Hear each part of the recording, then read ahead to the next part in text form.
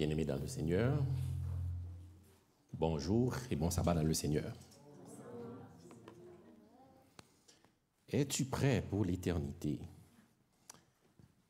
Ce chant est le premier chant que j'ai appris à l'Église adventiste, il y a 29 ans de cela. Quand j'ai vu ce chant, les questionnements du chant m'ont interpellé. Es-tu prêt? Es-tu prêt pour l'éternité? Es-tu prêt? J'ai dit, oh, tant de questionnements dans le chant et ça m'a interpellé et j'ai appris le chant et j'ai appris à aimer ce chant qui nous pousse à réfléchir. Suis-je prêt? Si Jésus revient aujourd'hui, là où nous sommes, à l'église de Saint-Georges, suis-je prêt? Est-ce que je suis prêt pour l'éternité? Parce qu'il y a deux éternités. La vie éternelle ou la mort éternelle. Suis-je prêt? Que le Seigneur nous aide à être prêts à chaque jour, à chaque instant. Car nous ne savons pas, comme le chant dit, la mort peut te surprendre. Je ne sais pas. Si c'est demain, si c'est après-demain, si c'est dans 10 ans, si c'est dans 20... Je ne sais pas. Mais ça peut arriver. Je me rappelle quand un jour, j'étais sur le pont Champlain avec mes enfants dans une petite voiture qu'on avait. Et puis, j'ai entendu un bruit et puis je dis, bon, après le pont, je vais m'arrêter pour voir ce que c'était. La roue avant gauche est partie, pouf, sur le pont. Tout le monde était étonné et ce jour-là, je n'avais rien d'autre qu'à faire que Seigneur. Les enfants sont dans la voiture. Je pensais tellement aux enfants, ça me paniquait, je tenais le volant. Mais le Seigneur a pris la voiture et à l'entrée là pour aller dans l'aquarium, la voiture s'est garée comme si c'était un grand chauffeur qui a garé la voiture. Et puis tout le monde qui était derrière moi, qui voyait cela, descendait pour me dire, monsieur, ça va? Ça va, monsieur? Parce que c'était effrayant. Mais le Seigneur a pris soin de nous. Et à ce moment, je réfléchissais, je me dis, mais si on était mort là, est-ce qu'on serait prêt pour l'éternité? Donc c'est un questionnement que très souvent on se pose. Suis-je prêt? Et je vous invite, ce n'est pas pour vous faire peur ou autre, mais je pense que c'est important de se poser la question. Si Jésus revient ce soir, ce midi, demain,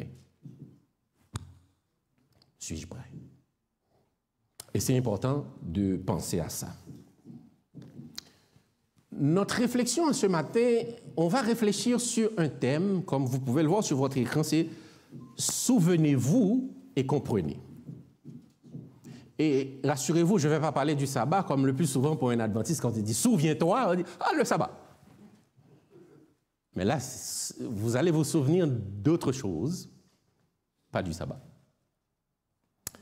Parce que la Bible nous interpelle à nous rappeler de ces choses. Donc, je voudrais encore une fois dire bonne fête aux aventuriers. Et ce matin, je suis un aventurier, d'accord, comme vous. Et j'aime le club, c'est le premier club à l'église que j'ai évolué, c'est le club des aventuriers. Mon premier poste à l'église, c'était conseiller des aventuriers. Et je ne vous cache pas, j'avais un aventurier qui me faisait voir beaucoup de couleurs. Et j'ai appris. Et je n'avais pas encore d'enfants et ça m'a appris. Ah, quand tu auras des enfants, tu comprendras. Donc, bonne fête, chers aventuriers. Faisons une courte prière. Notre Seigneur, notre Dieu, te disons merci. Merci pour tout ce que tu as fait pour nous. Merci pour la réflexion de ce matin. Nous ne savons rien, Seigneur. Mais toi qui sais tout, enseigne-nous et aide-nous à comprendre ta parole. Fais cela pour nous en pardonnant nos péchés. Nous te prions au nom de Jésus. Amen.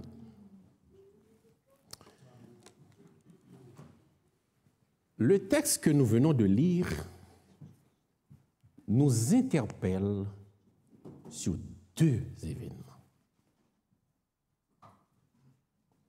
Deux événements extraordinaires. Un qui est planétaire et l'autre qui est sectoriel. Mais quand je lis ce texte, je me pose la question, je ne sais pas pour vous, pourquoi Jésus, dans le même texte, a fait mention de ces deux événements, dans le même texte.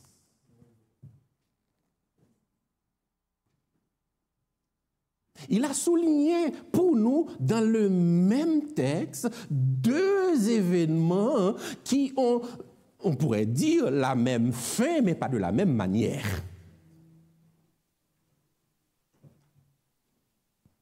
Parce que finalement, c'était la condamnation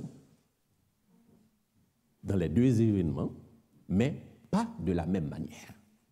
Parce qu'un était planétaire et l'autre était sectoriel.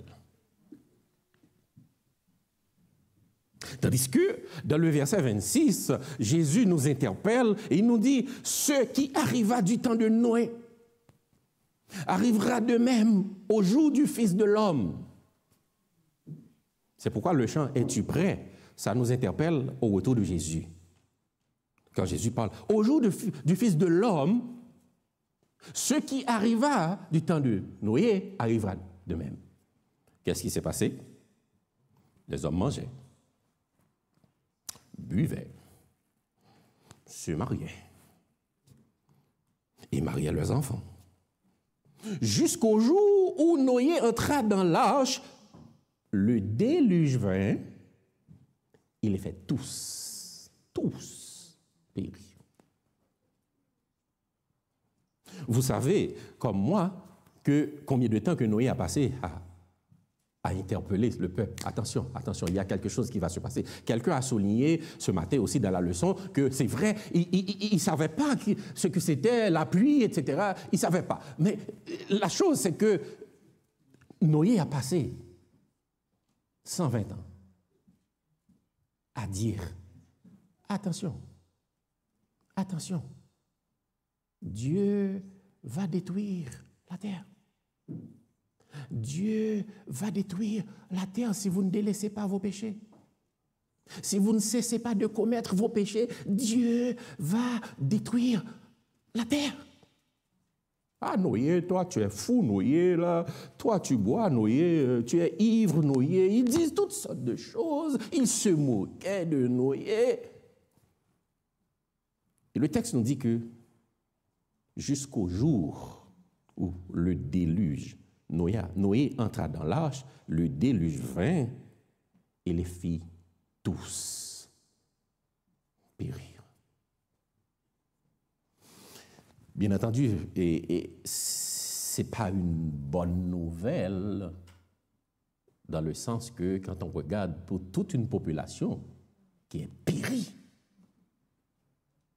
quand on réfléchit à cela, toute une population est périe.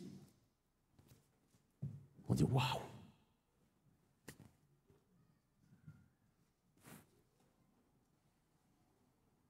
Et Jésus continue. Le verset 28. Ce qui arriva du temps de Lot arrivera pareillement. Les hommes mangeaient, buvaient, achetaient, vendaient, plantaient, bâtissaient. Mais le jour où Lot est sorti de Sodome, une pluie de feu et de soufre tomba du ciel. Il les fait tous périr. Il y a un même mot, si vous remarquez, le verset 27, à la fin, le dernier mot, périr. Il les fait tous périr. Pendant le déluge, c'était la même chose. pendant l'effusion de feu et de soufre, c'était la même chose. Mais sauf la différence, le déluge était planétaire, mais pour Sodome et Gomorrhe, c'était sectoriel. Mais finalement, les mêmes conséquences. Comme on dit, les mêmes causes produisent les mêmes effets. C'était quoi le problème? C'était la même chose. On voit les hommes mangeaient, buvaient, festoyaient, s'amusaient, mariaient leurs enfants, se mariaient, se divorçaient, remariaient, etc. Ils s'amusaient. Ils ne s'inquiétaient de rien du tout. Jusqu'au jour où le déluge vint. Jusqu'au jour où l'autre quitta la ville et le feu descenda du ciel. Ils étaient tous péris. Au verset 30, Jésus dit, « Il en sera de même le jour où le Fils de l'homme paraîtra. » Il en sera de même. C'est pas anodin, ces textes-là. C'est des textes que nous devons réfléchir à cela pour ce qui s'est passé pendant le temps de Noé, pour ce qui s'est passé pendant le temps de l'autre, pour que Jésus, au verset 30, me dit qu'il en sera de même le jour où le Fils de l'homme paraîtra. Donc, supposons que le Fils de l'homme va paraître demain. J'ai dit bien, supposons. Parce que nous ne pouvons pas dire quand Jésus va revenir. Personne n'a une date pour dire que Jésus va revenir en 2025, 2026. Il y a des gens qui sont tellement illuminés, ils donnent des dates parce que pour eux, ils sont remplis du Saint-Esprit. Bon, OK. Mais Jésus dit, quant à le temps et l'heure, la date, personne ne le sait, le Père seul le sait. Donc, en sorte que on n'est pas là pour donner des dates. Mais supposons que Jésus va revenir demain. Cette parole qui dit, il en sera de même le jour où le Fils de l'homme paraîtra. Nous nous imaginons au niveau mondial ce qui va se passer. Au niveau mondial, des gens, d'autres, il y en a qui ont entendu parler de Jésus, mais qui se fichent de Jésus. Mais c'est sûr qu'il y en a d'autres qui n'ont pas encore entendu parler de Jésus.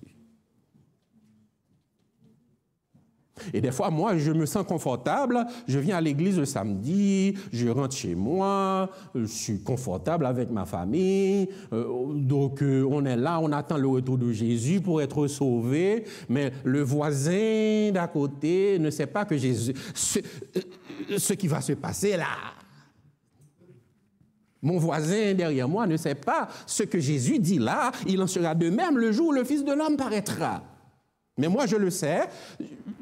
Je suis très content chez moi avec mes enfants. Attention mes enfants, hein? Jésus va revenir, donc il faut faire attention pour que ça ne t'arrive pas, ok? Mes enfants, ma femme, moi, on se prépare pour ce grand jour. Et des fois, quelle préparation? Entre guillemets. On se dit qu'on se prépare, mais des fois, on fait tout le contraire de ce que Dieu dit. Des fois, des membres d'église qui font tout le contraire de ce que Dieu dit, avec la Bible en main encore.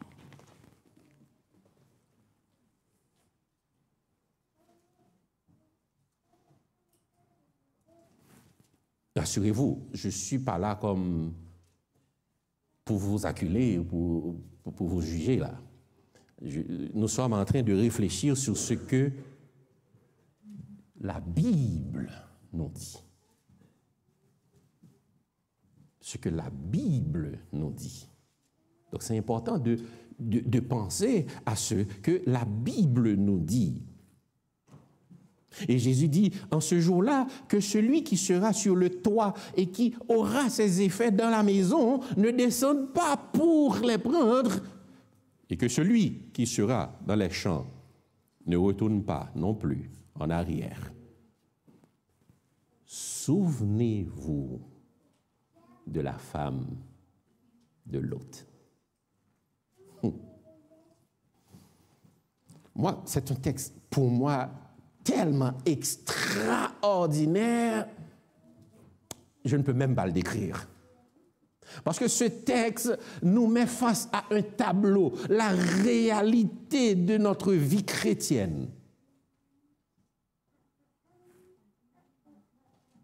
C'est pourquoi, au verset 31, lorsque Jésus dit, il ne faut pas revenir en arrière. Et à la fin, au verset 32, il dit, souvenez-vous de la femme de Lot. C'était justement ce qui s'est passé avec la femme de Lot. Il y avait tellement maison, biens, etc. en arrière, et malgré que l'ange l'avait dit, il ne faut pas regarder en arrière, mais mes maisons qui sont en arrière, mes jolies voitures qui sont dans mon parking, mon beau jardin qui est en arrière, mon compte en banque bien garni. Oh, je vais faire un dernier regard. Parce que je ne peux pas abandonner tout ça. Et vous connaissez l'histoire. Donc, Jésus nous interpelle à réfléchir sur ces événements. Nous devons réfléchir car Jésus a promis qu'il ne va plus détruire la terre par l'eau.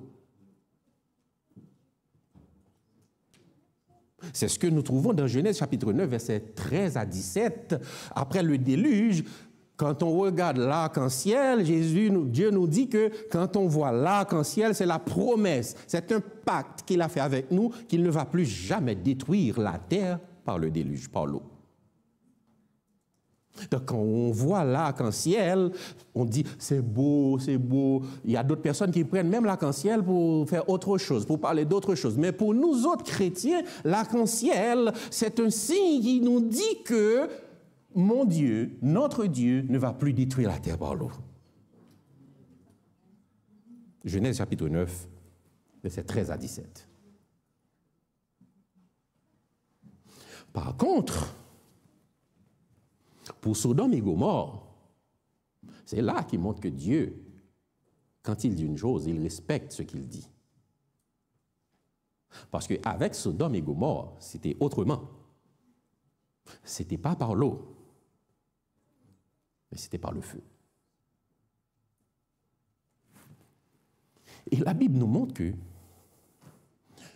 une chose qui est extrêmement importante dans Genèse chapitre 19, versets 4 et 5. Si on veut aller voir plus ou moins, mais qu'est-ce qui s'est passé dans ces temps-là? Pendant le temps de Lot, qu'est-ce qui s'est passé? Genèse chapitre 19, versets 4 et 5, il nous dit qu'il n'était pas encore couché, que les gens de la ville, les gens de Sodome, entourèrent la maison depuis les enfants, jusqu'aux vieillards. Toute la population était accourue. Verset 5. Il appelait Lot et lui dit, où sont les hommes qui sont entrés chez toi cette nuit? Fais-les sortir vers nous pour que nous les connaissions. Vous et moi, nous savons très bien que connaître ici, ce n'est pas faire connaissance. Ce n'était pas faire connaissance. D'accord? Ce n'est pas pour dire bonjour, vous êtes des étrangers, vous êtes bienvenus dans la ville de Sodome, et passez de belles journées. Ce n'était pas ça. C'était pas ça. Parce que ça pouvait être ça, parce que le mot yadad utilisé, le thème hébreu utilisé, ça pouvait faire connaissance. Mais aussi, ça signifie autre chose. Mais connaissant que le texte nous dit que toute la ville était corrompue, Donc, ce n'était pas pour faire connaissance qu'il demandait de connaître ces gens. Et c'est le même mot, qu'on a trouvé dans Genèse 4, verset 1er. Lorsque le texte Genèse 4, verset 1er dit « Adam connut sa femme Ève ». Est-ce que c'est « Bonjour Ève, tu vas bien ?» et puis l'enfant était né? C'était ça? C'est le même mot. Adam connut sa femme. Donc, connaître ici, c'est pas dit « Bonjour Ève », puis boum, Ève a eu un enfant. Non, c'était pas ça. C'était pas ça dans le texte. Donc ici, quand les gens de la ville venaient pour connaître ces gens, c'était pour faire autre chose. C'est le même mot, yada. C'était pour connaître ces gens, donc pour dire que la ville était corrompue. Et n'oubliez pas, le texte nous dit que Dieu va détruire la terre à cause de la corruption des hommes. Parce que les hommes étaient corrompus. C'était ça.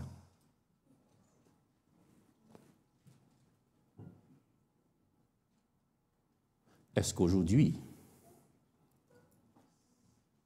la terre est corrompue? On n'a pas besoin d'avoir beaucoup de données pour comprendre que la terre est arrivée à un point vraiment. Mais même les gens ne comprennent pas, même ceux qui ne sont pas chrétiens se demandent, mais qu'est-ce qui se passe sur la terre? Le monde est à l'envers. Aujourd'hui, c'est comme un enfant est un adulte devient un enfant, un homme devient une femme devient un enfant. Le monde est à l'envers. Donc quand on regarde tout ça, on dit, mais qu'est-ce qui se passe dans le monde?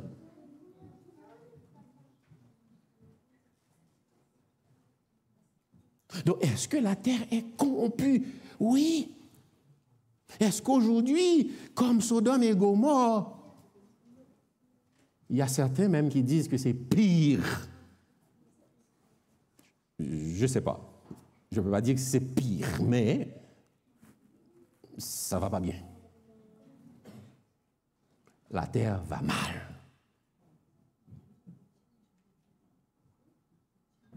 Ça va mal. Et j'aime bien l'histoire ce matin pour les enfants, avec Carole, pour respecter les cheveux blancs.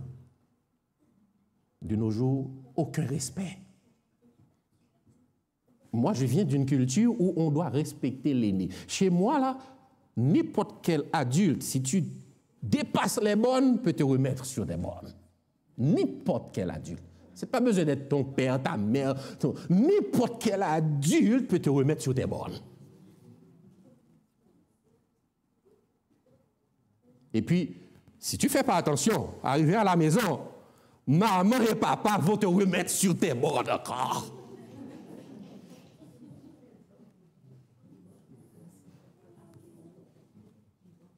Oui, des gens qui sont débordés, qui laissent les enfants qui débordent. C'est des bornes. On te donne une limite que tu ne respectes pas. C'est comme dans un terrain, on met des bornes. On dit que ce terrain appartient au voisin, on met des bornes. Mais tu ne peux pas faire ce que tu veux sur le terrain du voisin, parce qu'il y a des bornes qui disent que voici ton terrain.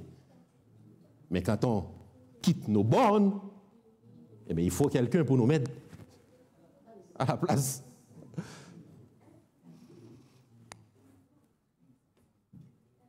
Donc c'est ça, il faut que nous vivons dans un monde à l'envers. Des enfants qui sont des adultes trop tôt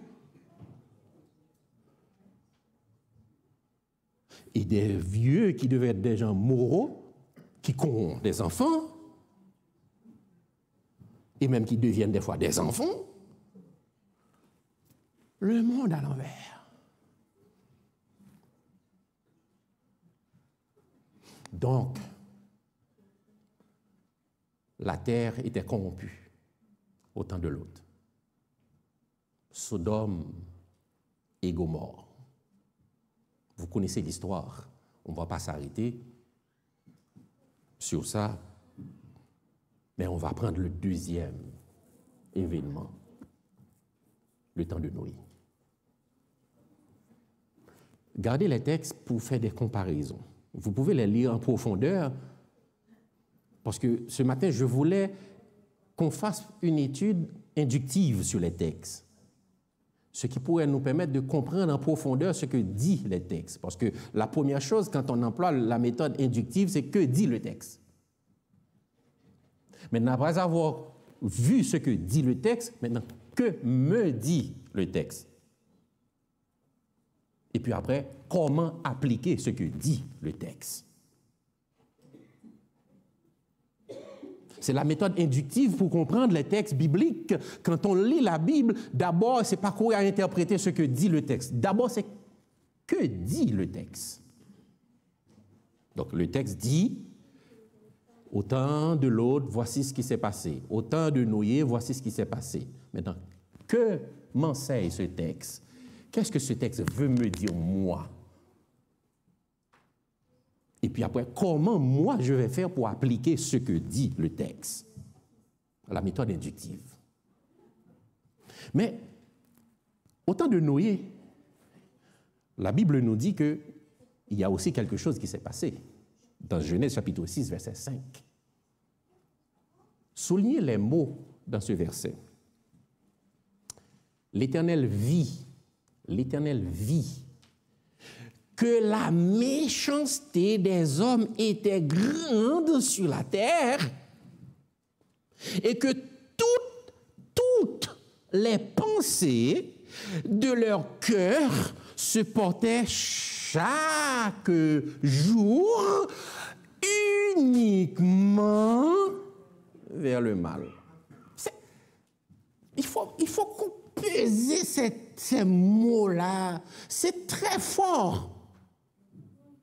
L'Éternel vit. C'est le même mot, le même verbe ici que quand Dieu a fini, Genèse 1er, verset 31, Dieu vit que tout ce qu'il avait fait, et voici cela était très bon. Et voilà que là, tandis que Dieu avait remarqué, avait constaté, avait vu que tout ce qu'il avait fait était très bon, et arrivé au chapitre 6, Dieu va constater une autre chose. Dieu va faire un autre constat. L'Éternel vit que la méchanceté des hommes était grande sur la terre et que toutes les pensées de leur cœur se portaient chaque jour. C'est très important, oui, chaque jour. Et le mot qui suit, uniquement vers le mal. Waouh! Waouh! Chaque jour, uniquement vers le mal, la méchanceté. C'était une population méchante. C'était la méchanceté qu'on faisait aux gens. On était méchants. Tandis que Dieu avait déjà fait un constat, il a vu, au verset 31 du chapitre 1er, que tout ce qu'il avait fait, et voici, cela était très bon. Et voilà qu'arrivé au chapitre 6, Dieu fait un autre constat et voit que l'homme était devenu tellement méchant sur la terre. Méchant. Certains vont me dire, oh, pourquoi Dieu a laissé cela? Mais vous avez le libre arbitre. C'est pourquoi Dieu nous donne le libre arbitre. Aujourd'hui, si nous sommes là, c'est le libre arbitre. Nous avons choisi d'être là. Sinon, nous pourrions être ailleurs. Dans des discothèques ou ailleurs. C'est le libre arbitre. Nous disons, oui Seigneur, nous croyons en toi, nous voulons faire ta volonté, nous croyons que le sabbat, tu nous donnes le sabbat pour t'adorer en esprit et en vérité. C'est pourquoi nous sommes là. Sauf si je me trompe, je ne sais pas. Mais nous sommes là parce que nous croyons que Dieu nous donne le sabbat comme jour de repos pour nous reposer. Mais le texte me dit que Ici, les pensées des gens se portaient uniquement, chaque jour, uniquement vers le mal. Est-ce que vous vous imaginez? Imaginez un instant ce texte qui dit que toute la terre, par exemple, les pensées des hommes étaient focalisées uniquement sur le mal. Comment égorger l'autre pour prendre ce qu'il possède? Comment tuer l'autre pour prendre sa voiture? Comment faire pour prendre le terrain du voisin? Comment faire pour utiliser des logiciels pour pirater le compte en banque des autres? Je ne sais pas, peut-être que je vous dis des choses qui n'existent pas dans le monde aujourd'hui, non?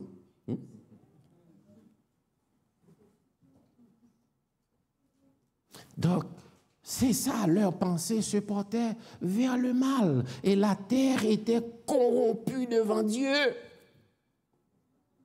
La terre était pleine de violence. Dieu regarda la terre et voici, elle était corrompue, car toute chair avait corrompu sa voie sur la terre.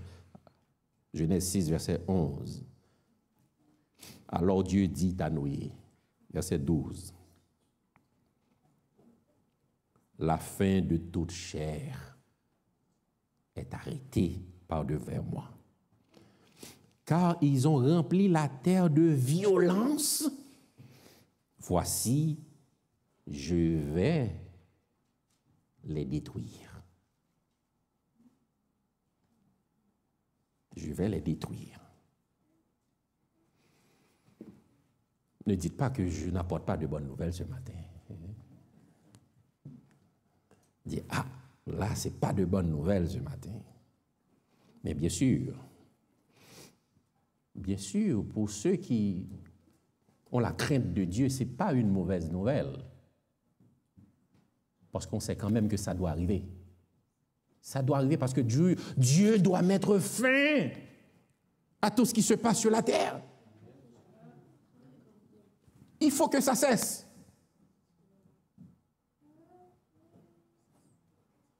Parce que sinon, on allait dire que Dieu n'est pas un père responsable. C'est comme on a des enfants à la maison qui font ce qu'ils veulent. Finalement, qu'est-ce qu'on dit? Ce sont les parents qui sont responsables. C'est comme des fois quand on m'envoie quelque chose à signer à la maison pour que mon fils qui a fait peut-être quelque chose à l'école, on m'envoie le papier à signer. Ton enfant a dit un mot qui n'était pas correct, etc. Signer que oui, moi signer. Donc c'est moi qui dois signer pour un enfant qui a dit quelque chose à l'école. Donc en sorte que les parents, vous êtes responsables de ce qui se passe avec vos enfants. Donc on vous endosse tout ce qu'ils font. C'est vous les responsables. Donc voilà que c'est notre responsabilité aujourd'hui d'aller dire, d'aller annoncer aux autres, voilà ce qui attend l'humanité. Voilà ce qui attend la planète Terre. Dieu ne va pas détruire la Terre par déluge. Comme depuis hier, c'est la pluie, là. Il pleut depuis hier soir. Il y a beaucoup d'eau. Je ne sais pas pour ici, mais moi, j'avais beaucoup d'eau. Dans ma zone, il y a beaucoup d'eau. Bon, imaginons que le déluge, un déluge, et l'eau monte 7 coudées au-dessus de la montagne la plus haute. Et il n'y avait pas de vie sur la terre. Pas de vie. Mais heureusement, quand on écoute la parole de Dieu, Dieu va nous écarter des dangers. Dieu va nous protéger. La chose, c'est de rester attaché à Dieu. C'est de faire la volonté de Dieu. Nous n'avons pas à craindre, nous n'avons pas à avoir peur de ce qui va arriver. La chose, c'est que nous restons attachés à Dieu. Parce que quand nous restons attachés à Dieu, nous n'avons rien à craindre. Comme Jésus sur la mer, n'ayez pas peur. N'ayez pas peur. Je suis là, je suis avec vous. Et il nous promet qu'il sera avec nous tous les jours jusqu'à la fin du monde. Donc Jésus est là avec nous. Et Jésus, un beau jour, il y a un moment, Dieu va mettre fin à tout ça. Et c'est pourquoi nous trouvons dans Psaume 46, verset 11, il est dit, arrêtez et sachez que je suis Dieu. Je domine sur les nations, je domine sur la terre. L'Éternel des armées est avec nous et le Dieu de Jacob est pour nous une haute retraite. Dieu va dire arrêtez. Pour ceux qui demandent où est Dieu dans tout ça, oui, il est là. Au contraire, c'est parce qu'il vous fait grâce qu'il laisse encore ces choses se dégringoler comme ça. Ce n'est pas la grâce, parce qu'il veut que vous soyez sauvés.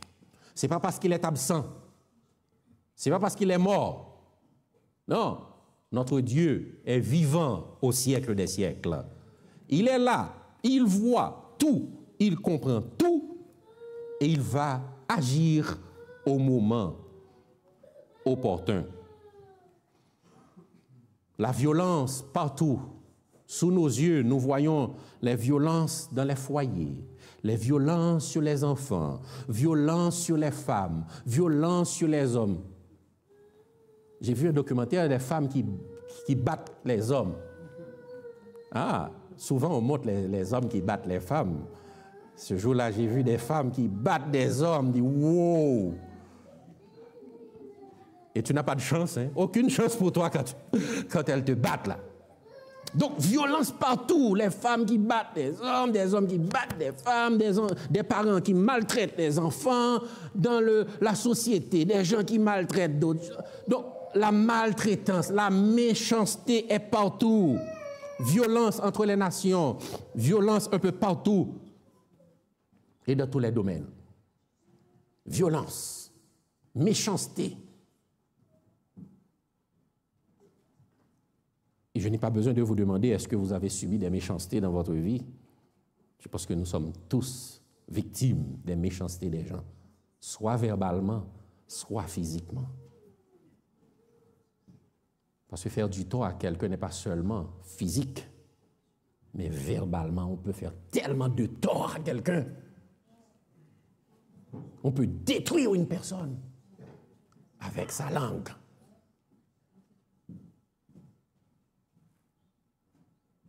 Mais heureusement que Dieu va mettre fin à tout ça. Je vais terminer. Je vais terminer pour souligner pour vous que Jésus va revenir. Et au retour de Jésus, toutes ces choses vont finir. Mais je voudrais attirer votre attention qu'au retour de Jésus, c'est pourquoi le chant a dit, es-tu prêt? Es-tu prêt pour l'éternité? Bientôt, Jésus va revenir. Es-tu prêt? Bientôt, Jésus va te juger. Es-tu prêt? Mais au retour de Jésus, la Bible nous montre qu'il va y avoir deux groupes de personnes. Un groupe dans Apocalypse 21, verset 7, et un groupe dans Apocalypse 21, verset 8. Deux groupes de personnes. Le premier groupe, Apocalypse 21, verset 7, celui qui vaincra héritera ces choses, je serai son Dieu et il sera mon fils. C'est bon, hein? Nous serons fiers d'être appelés fils, fille de Dieu, enfant de Dieu. Mais il dit que celui qui vaincra, donc vaincre, ça veut dire il y a un combat. Pour vaincre, il faut mener un combat. Donc celui qui vaincra héritera ces choses, je serai son Dieu et il sera mon fils. C'est un premier groupe. Mais le verset 18 nous donne qu'il va y avoir un autre groupe. Comme je l'ai dit déjà ici, la vie fait de choix. Il est question de choix. Dans quel groupe que je veux me trouver.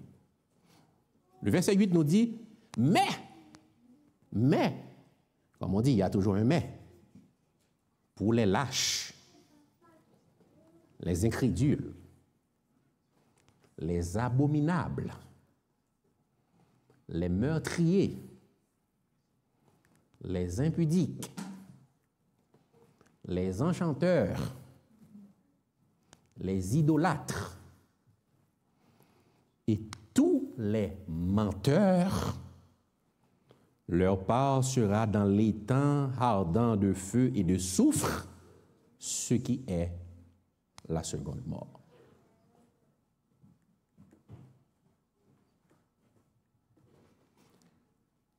Que Dieu nous aide à ne pas nous trouver dans cette liste-là. Lâche, incrédule, abominable, meurtrier, impudique, enchanteur, idolâtre, menteur.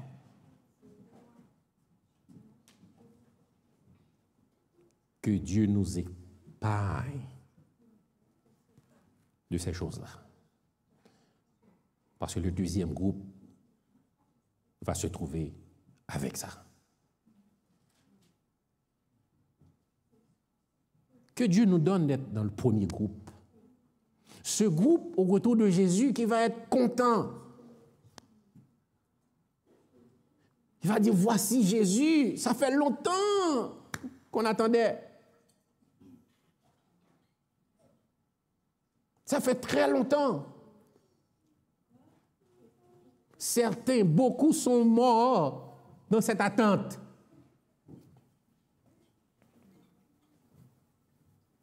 Est-ce que, quand Jésus va revenir, nous serons vivants, nous qui sommes ici? On ne sait pas. On ne sait pas. Mais que nous soyons vivants ou pas, l'important, c'est de nous trouver dans le premier groupe.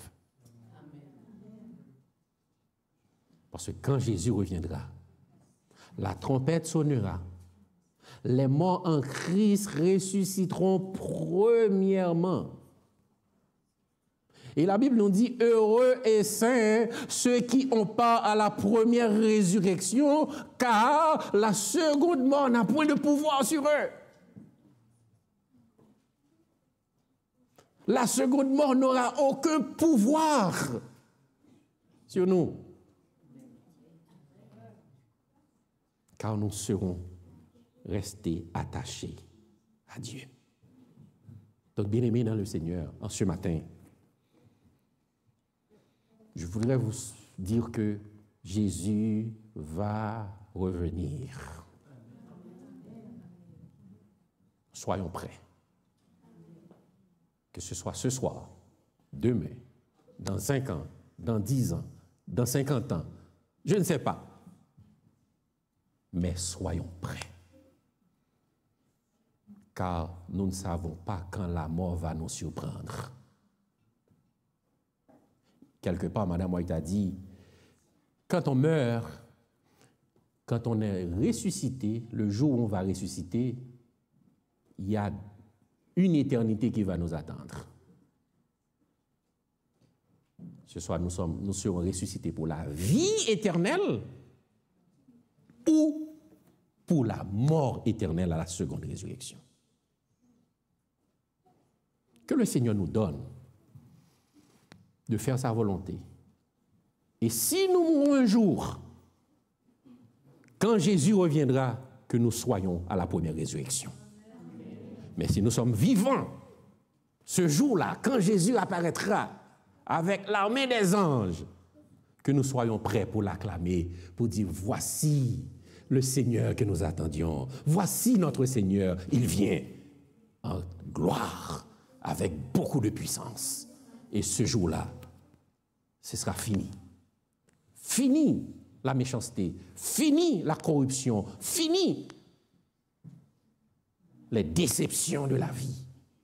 et nous allons vivre avec notre Seigneur pour le temps et l'éternité. Qu'il en soit ainsi pour vous et pour moi. Que le Seigneur vous bénisse.